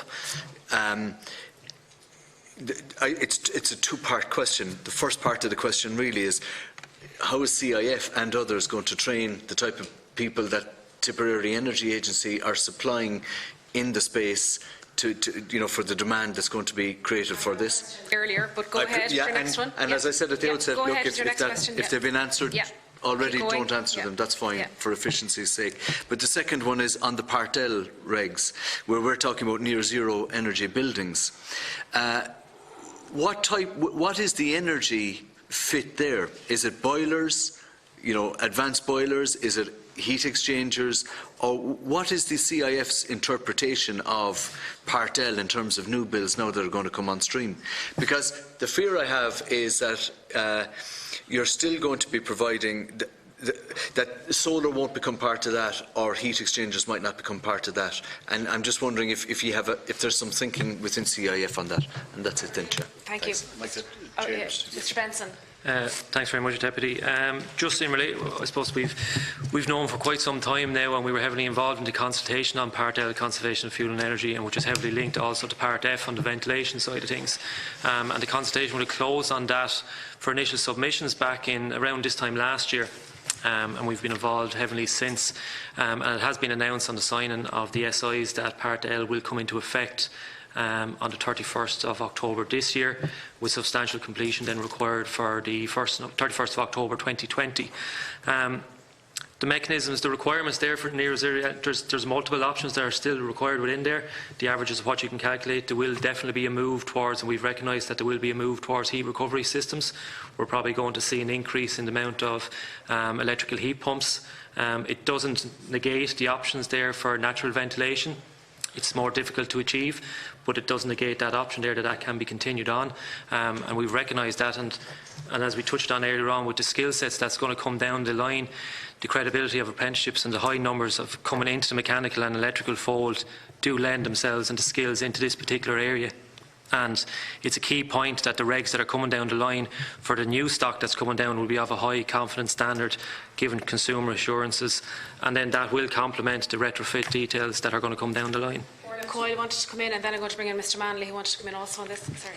Yeah, so just on the skills set, Department of Housing, DCCAE and ourselves have been working quite closely with Wexford, Waterford, ETB, and we've developed a training specification for both new build and retrofit, so bringing in these skills in terms of ventilation and even, you know, the finishes are on wall construction, etc. So that training spec is there, and they've already started to roll out the training in Wexford, Waterford, and within the action plan you'll see that the hope is that that will be rolled out nationwide. On NZEB and where NZEB is, so nearly zero energy buildings is the new Part L. Part L is available now on the Department of Housing's website there last week or the week before. And what that means is we've basically set performance targets. So you do need 20% renewables within all new building stock that goes onto the market. So that's either by there's a range. It's technology neutral, so that you can use heat pumps, you can use PV, a range of different technologies. That's the challenge, isn't it? Because you're now going to load the grid, and what you will be doing is effectively using fossil fuels to add more power to the grid to meet your targets from a building point of view, but at the same time there's going to be an exponential increase in the amount of fossil fuel that you use across the grid to keep the grid going. Manley on that. I'll come back to you, Miss Coyle, if you like. Just be devil's advocate. No. But I think the department's opportunity to come in here. First of all, the climate action plan is to target 70% of renewables by 2030. So that'll be there. And also, the 30% residual part will probably be fossil fuel, but with new technologies emerging, particularly around storage, particularly around hydrogen, there will be a change there on that one. There's just two other points I want to share. Just a figure, first of all. All systems used to make up about 36% of our central heating systems, now down to 5%. I mean, that's a massive change in a very short period, and that's directly related in regulations. And the final point is just in terms of labour supply. I mean, I think we need to realise that about 60,000 people come out of the second level system every year. So between now and the end of 2030, that's going to be about 650,000 people, plus migration, returning. But okay, some of us will leave the labour force in that period as well. That's going to happen. But we need to make it an attractive career proposition for people, provide that training. I think the Climate Action Plan, in both the funding through the NDP and the clear message about the long-term objectives, does give us strength to people who convict to that. Daly, you want to come in briefly? Yeah, you talked about the natural curve that happens during the day for the electrical loads. So parts of the deep retrofit, we do a lot of energy monitoring on the systems. So we are working with Electric Ireland and ESB and LIT as a research. So your smart systems and programs is to tell your heat pump not to come on at 6 o'clock in the evening when everyone's gone home cooking their dinner. So because you have your house insulated well, the heat load comes down drastically. And then you program your system to come on at 2 o'clock in the day when everyone's out at work. So you preheat your house. So then you program your heating systems to say, don't come on in the peak. You preheat your house or come on again in the evening. So a heat pump is designed to be always on. So you take that peak out of the grid once we install more heat pumps in the system. And that does also research into a smart tariff. So you incentivise people. So you charge them a higher rate at 6 o'clock, but in the middle of the day you drop it maybe to 8 cents instead of 18 cents. So they have a smart system. So there is research into that. It's at micro level, but that could be rolled out in the future. Deputy Healy-Rae. Thank you, Chairman. It's in relation to the delivery of warmer home schemes, and just to say that for 15 years, I believe, community-based, community-led organisations have been delivering the Warmer Home Scheme for SEAI. And it's now become apparent that there's a shortfall of 1.8 million if 13 CBOs are to continue this work. And it's which would deliver 660 units across the 13 CBOs. If the CBOs have no work, it is likely that their boards will have to consider closures, layoffs and staff redundancies, which would result in significant job losses, 60 to 70 approximately immediately, of a skilled workforce. And it is ironic and contradictory that all of this is happening at a time when the government is planning to have 50,000 homes retrofitted per annum. To enable the CPOs to continue operating in 2019, we will require the SEI to allocate approximately 1.8 million. And this always happens at this time of the year, where the SEI allocated again at this time of the year to ensure that these homes are retrofitted. And also it meant that the CBOs, the community, the likes of based organisations, the likes of IRD Duhallet, the likes of South Kerry Partnership, North East Kerry Partnership, who do so much good work and have done in their and for their communities. What has happened is the government leaving a shot of funding at this time. It's just 1.8 million that we're talking about. These skilled people are going to be let go. What is happening in the funding? Could you answer me that? Is it shut down for the rest of the year now?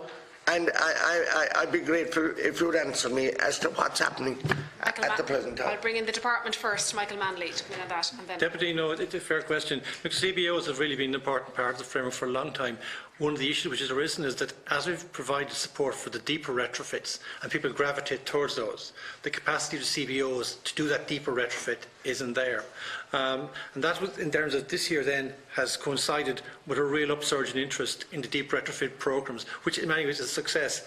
Bottom line is, as in every year, the Department does a mid-term capital review. We look at what things are going well, what things are falling behind, and we'll be working with SEI to reallocate the funding across the programme.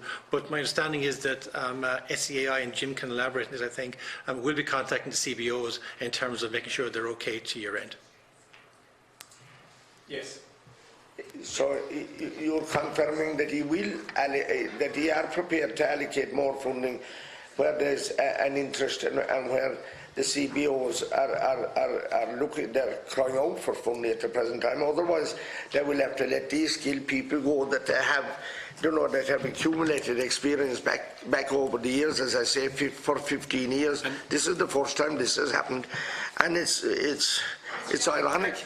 you're just concurring with Mr. Manley on that, is it? Yes. Yeah. Okay. I think, is that okay, Deputy? Well, I'd be very grateful if he'll honour that and speak to the CBOs. Yes, he will. Because yeah, this is very, very important for the communities that I'm representing in Kerry. Thank you very much, Deputy. Senator Higgins. Yes, thank you very much to the presenters. And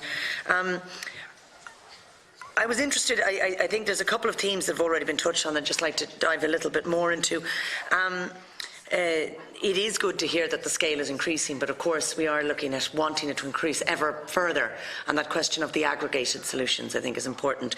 And in that context, I was interested particularly around the Better Energy Communities scheme within SEAI, which at the moment seems to be as well one which is the driver has to come from a community, but I'm wondering again, is that one where a much more active route perhaps could be taken around seeking to encourage or target or cooperate around perhaps, for example, incentivised or larger subsidisation offer to communities. So again, rather than relying on the push coming from sometimes the individual or the collection of individuals, that we look to a real pull factor being put in place and a push to how do we build, because there is, of course, in terms of a clear economy of scale as well in the costing of, and if we are looking to move towards large scale and aggregated action, perhaps can that scheme or might that scheme, and may there be as well something in terms of the financing. And I could deal with one of the other issues that's been coming up very consistently, which is around predictability and that core requirement for predictability. And it seems that some of the issues of predictability seem to be about finance flow, which really we can't afford to have those issues block the flow.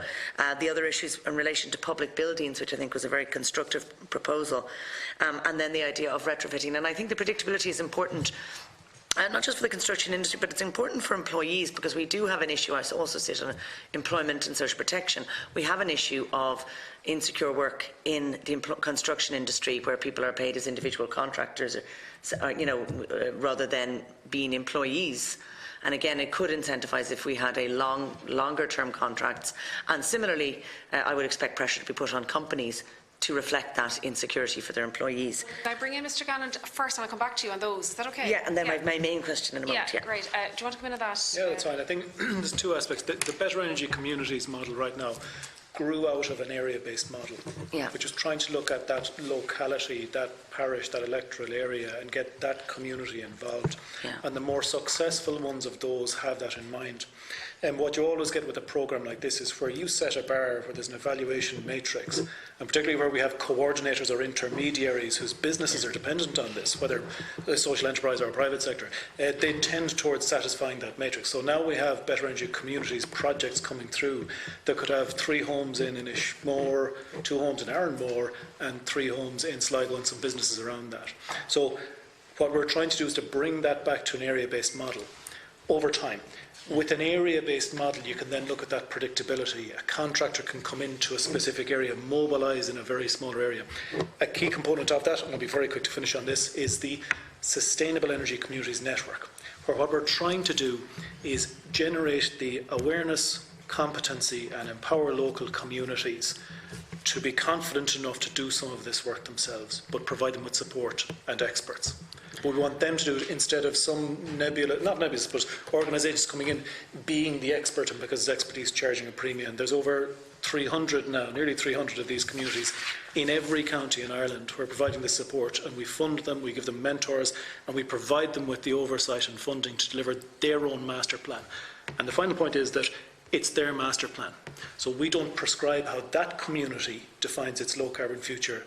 They define it. We just give them with expertise. So I think the ownership, the locality piece is critical, and it can give you that predictability, because their master plan will articulate how over the next 3, 5, 10, 12 years that area will get to that point. And in terms of where that intersects with local authority stock and the retrofitting, so I mean, I think many of us would assume that all local authority stock should surely be subject to as deep as possible retrofitting.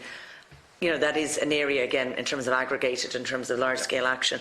I see it's 9%, I think, of the housing stock that's local authority, I read in one of the figures. And just to add to that, we saw that 372,000 are on fuel allowance, and I don't know what proportion of that are in local authority housing.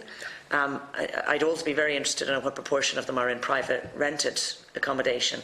But perhaps if you were just to comment on... So I think I said it earlier, and I think twice, because it is that important. The opportunity that resides in that 9%, which is publicly owned stock, like local authorities, and then publicly funded stock, like the approved housing bodies, where you can deal with between 30 and 40 landlords, but you have access to 150,000 homes, where you can look at that inventory, plan how you would upgrade that over 10 years, and then, as I say, access that. Where in a downturn you can say, well, we will turn up the public stock now. And finally, if you have that public stock as a backbone, it's possible that you could execute in an area the type of contract that says, we can guarantee you, the contractor, this amount of work in this area. You need to recruit the additional X number of homes. So you can use that as leverage to decrease cost, to get more social I suppose, a social activity around it, and then also to create that economic case just through sheer scale. So yeah, I almost like what you're saying, but I have just the cautionary note around the idea of turning on and off the incentivisation of that local social housing. I think our primary concern is not, though I'm in favour of predictability, the sustainability of there being work. That I think presumably new housing stock will be coming on board, but I imagine that all existing stock needs to be front-loaded as much as possible. So this is basically, if we consider a steady pipeline of activity, if you imagine that in a recession, private people will likely have a lower ability to pay. So this is to try to maintain a level of activity, but the mix could change. So if in a recession there's a lower number of people who can pay, that you would turn up then the social aspect of it to try to keep that level of activity in the context of CO2 at the tail end. I just wanted to come in as well on the debate we had on cost optimal. It reminded me of very similar debates I've had around price-quality ratio and most economically advantageous tender and all of the rest. So there is a big push now around procurement, and we know that in procurement, there's a lot of ways you can have most economically advantageous tender, which effectively is really just about cost, and you have price-quality ratio. So perhaps, in terms of procurement, and I know this is drifting into public building and others, indeed, I'd be very interested in terms of the National Development Plan, because that's going to be tying in, because we do also have housing in that may not be individual homes, but, if we're looking at things like congregated settings, and, all of these kind of houses, but what might be done more in terms of a pressure point, and I'd be interested in Mr. Parland's thoughts on this too, in terms of procurement and raising the standards required. Again, this is different from the legal standard required as the base. This is the desired standard that might be required as a quality measure within the price quality criteria in public procurement. I'm very interested in that in terms of capital expenditure, in terms of new public housing that might be built, and in terms of how we might be further pressing that. In relation to, I was also interested in the question of financing. I know you may have touched on it already, but say the European Investment Bank, and that for those front-loaded, for those kind of public housing, for other areas,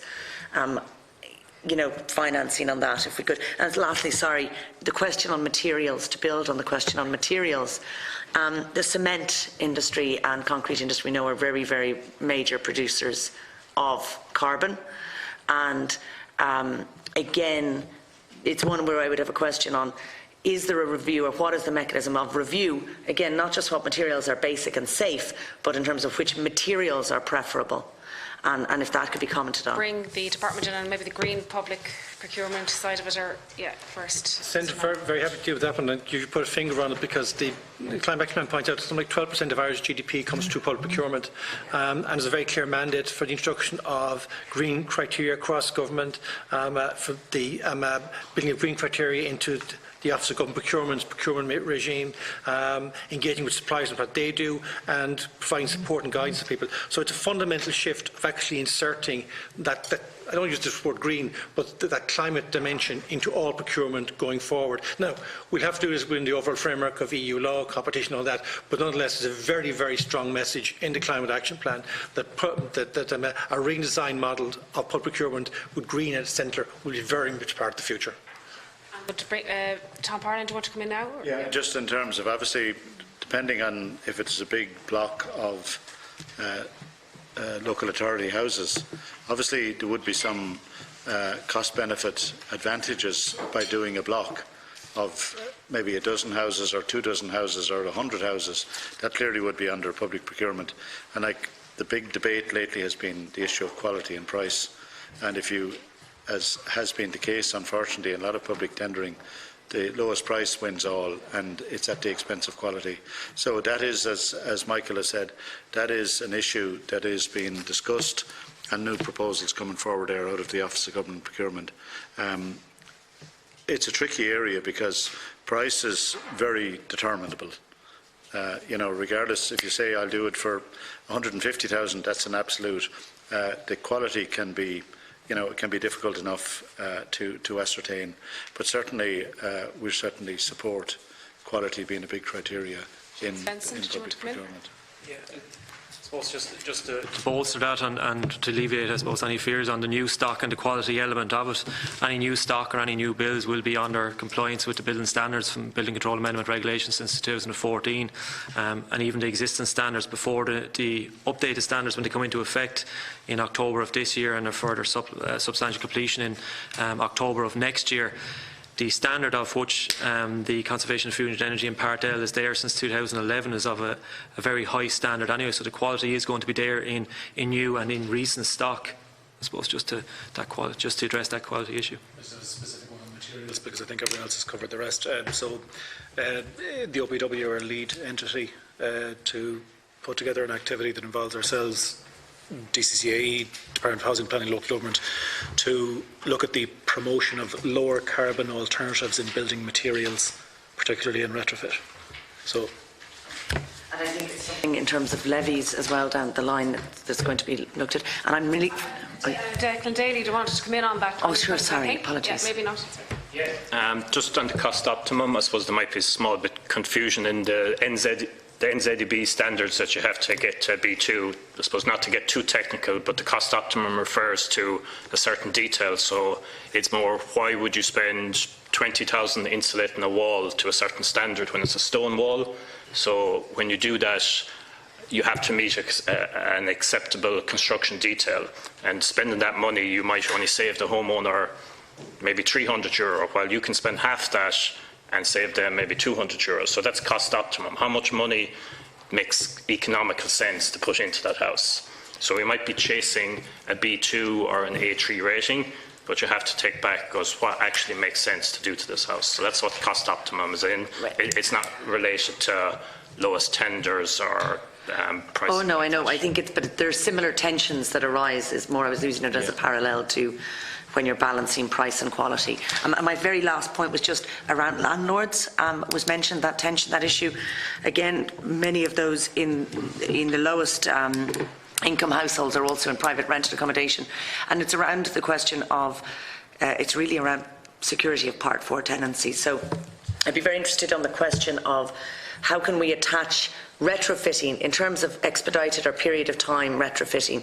So, for example, whereby we are encouraging retrofitting, but we're not creating a perverse incentive around evictions. So maybe any thoughts that anybody would have around, for example, are there examples from other countries in Europe, for example, where you may have a 3-month suspension of tenancy, but your tenancy, if it's Part 4, is effectively protected even during a period of retrofitting? Yeah. Just quickly, this is a problem that's commonly referred to in terms of energy retrofit as the split incentive problem, where a landlord finds it challenging to justify putting capital into a home where the tenant might be the ultimate beneficiary of that investment. The energy saving that they won't have to pay anymore, if you know what I mean, but the landlord will put the capital in. It's not something where there is a solution apparent in Europe. There's lots of work ongoing. The European Commission in particular are involved with it. We're understanding of it, and I think it's also part of the cross-government action plan to look at that. And there are 2 different types as well. The commercial proposition is very much different from the housing and home definition, where commercial entities might have it's something that I can provide further detail. And I would just a single sentence. We've gone way over time. It's a single sentence that the split incentive frame might not be the best frame. It may be a public benefit of different kind, housing security and climate action. If we put that frame, it's a different frame. It's a different conversation. Thank you. We're committed actually to do a review of European practice and put that out there, and also do a public consultation. So there will be actually an opportunity for people to input and say how to see it. But it is a really tricky one to get the balance between the interests. I think Jim has put it well, and there's a divergence there. Thank you. And finally, sometimes the issue of price gouging comes up in relation to suppliers where there's a grant. My understanding with the Tipperary Energy Agency that is the answer to that is that through the SEAI that there's oversight there in relation to this. Declan? Yeah, I suppose because there is a short time frame to do the works, contractors do unfortunately up the price. There is a technical specification they have to meet. There's a lot of paperwork, and rightly there is an inspection unit behind that inspects all the work. So they do it to a higher standard than ringing your local contractor down the road and saying, I want to insulate my attic. So you're not comparing like for like when you're looking at two prices.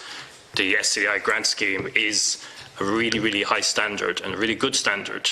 So when you look at costs, it's not relating an SCI grant to the local contractor down the road will do it for probably cash. So that's the like for like you need to be comparing. Quality the quality is a lot better, but unfortunately the contractors, because they have to do the work in an extremely short time frame, they have to pay labourers extra time, work at weekends, do all that, and they don't have the assurance of will this scheme roll out throughout the year. They need to do it in a 3 or 4 month block every year. That's so what's done through the SEAI and the grant scheme. Just a final point. Where anything is considered special or where experts are advising on it and it's only a small cohort of people doing it, people will charge a premium. We need to collectively think about the end point and believe in the end point where this is just what we do now. The tradesmen and the engineers and architects and intermediaries, this is just what we do now, and we make it affordable for those who want to be able to do it. And that's it. So any incentivisation, any medium-term step will have counterintuitive impacts that we need to mind and monitor and measure and learn from.